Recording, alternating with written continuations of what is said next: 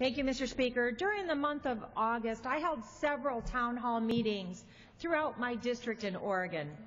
In these meetings, I've done a summary of the work that we're doing here in Congress and then opened the floor for questions from and discussions with my constituents.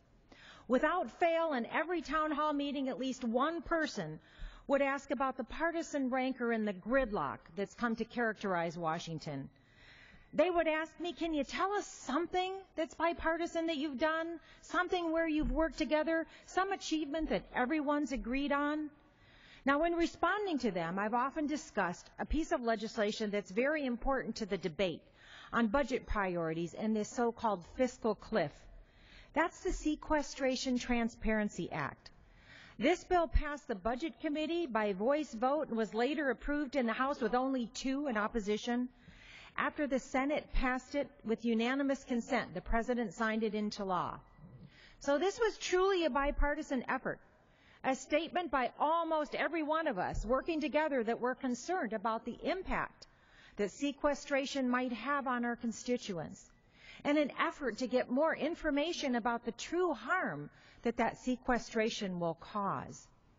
Now, following the administration's recent report detailing those cuts that would come under sequestration, I am even more concerned than before.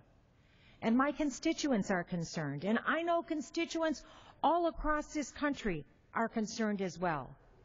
Mr. Speaker, there's bipartisan concern about the impact that sequestration might have, and yet we haven't been able to come to a bipartisan consensus to avoid it. We've identified a problem. Now we must identify a solution. This should be a balanced solution, working together.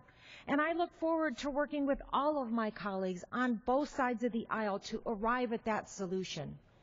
It's a solution for my district in Oregon, for all of the great state, and importantly, for all of this great nation. Thank you, Mr. Speaker.